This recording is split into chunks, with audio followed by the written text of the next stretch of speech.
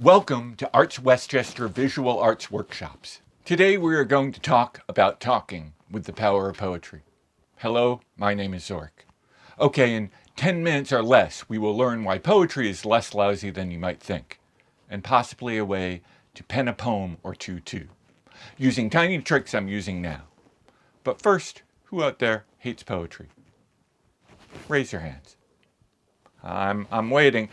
I'll be patient. I can wait a little bit more. Ah, yes.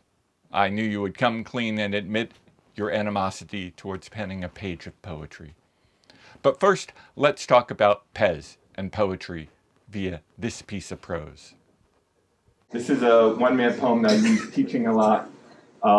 This is my Pez poem, a patently preposterous ploy for commercial endorsement. I aspire one day to become the poet laureate for sugared cereals, but first my ploy will be for plenty of Pez. I figure I can dole out technically delicious little pieces of colored candy and let the sugar rush do most of my work for me. It's cheating with conventions, but clearly I don't care. Maybe one day Cincinnati-based corporate creatives will snap on their thinking caps, put my head up, put a Pez filled upon a Pez top, click my neck, plug out a poem, carefully contained in tiny tablets of sugared something or another. A smile is certainly certain when something so staggeringly silly is at stake. Shouldn't all people's problems be remedied with tiny tablets of colored candy or some such stuff? Pez anyone? Thank you. Next. Okay, what did I do there with my way with words? What did I do to make prose more pretty? Tell me now. I'm listening. Can you say that a little louder? I can't quite hear you here. The speaker sound is so subtle. If in the proper place, don't be afraid to raise the roof with the sounds you can serenade. Alliteration. It's a funny and fancy word, but it's simply about sounds. If we re-watch the poem, watch what I am doing with the first letter of words. This is my Pez poem, a patently preposterous ploy for commercial endorsement. I aspire one day to become the poet laureate for sugared cereals, but first my ploy will be for plenty of Pez. I figure I can dole out technically delicious little pieces of colored candy and let the sugar rush do most of my work for me. It's cheating with conventions, but clearly I don't care. Maybe one day Cincinnati-based corporate creatives will snap on their thinking caps, put my head up, put a Pez filled upon a Pez top, click my neck, plug out a poem, carefully contained in tiny tablets of sugared something or another. A smile is certainly certain when something so staggeringly silly is at stake. Shouldn't all people's problems be remedied with tiny tablets of colored candy or some such stuff? Pez anyone? Alliteration is when you start words with the same letters or the same sounds. It makes prose and poetry sound pretty, more perfect. It's a tiny trick with stupendous sounds. Now that I've revealed a major magic trick of telling tales, we need to back up to getting pen to page with passionate prose. Speaking sounds without emoting emotions is pretty pointless. For instance, I could say, I like coffee. Or I could say, I love Dunkin' Donuts. I'm completely crazy about cups of coffee. There is a wonderful world of difference. Poetry is passionate. Its perfection is in how pretty the prose is. To perform poetry, you first have to learn to listen to what makes people love your language. Eyes are amazing, so learn to look at your audience. Communicate that you are just a little bit crazy about crumpet, or cookies, or cream, or cuckoo clocks. It's all about learning that love is a lot more than like. Passion is the point of poetry.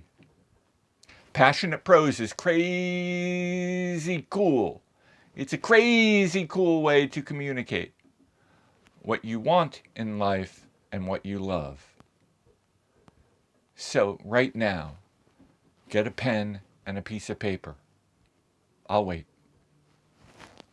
Don't mind me, I'll just read a poem silently from a book of poetry written by some crazy poet named Zork, some zany poet named Zork. Oh, you've finished. Learning to love love lists. Now, write a list of things you love. Now, pretty please, do it now. Don't mind me, I'm just going to read a poem silently written by some zany poet named Zork. Oh, you've finished. There is a phrase, there is no such thing as a perfect poem. It's a poem in progress. It's not about writing, it's about rewriting. So next, we will add alliteration.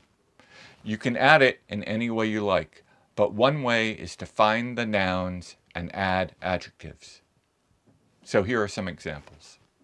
Ankle becomes aching ankles. Boy becomes bold boy.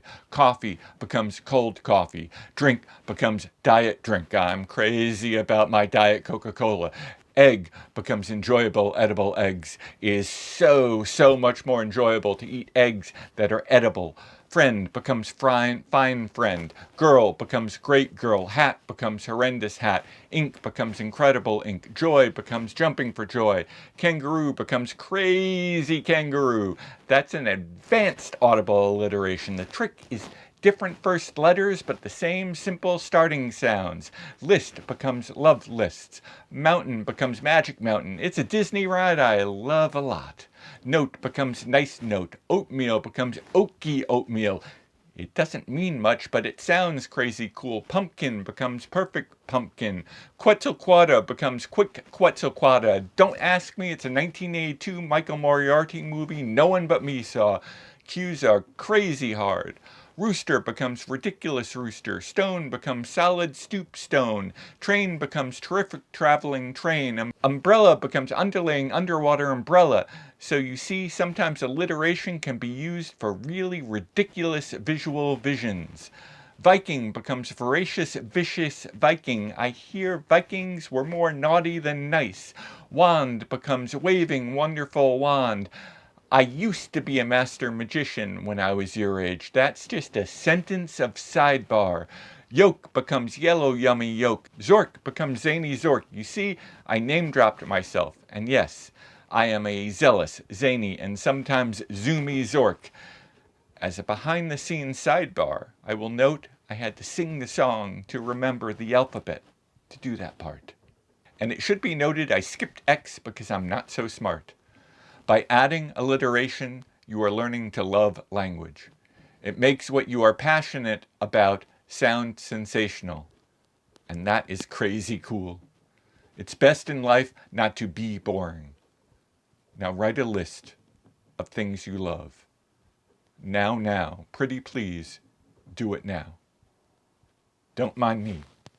I'm just going to read a poem silently written by some zany poet named Zork. Okay, I did not give you nearly enough time, but it should be noted that I have been given proper permission to give you horrible homework and to ask that you perfect this poem later by adding alliteration. So put the poetry prompt in your pilot. I know you don't know what a Palm Pilot is, but ask your parents to tell you about Palm Pilots and then add alliteration in their iPhones. It's right to write now. If you liked or learned to love this visual arts workshop, visit artsw.org.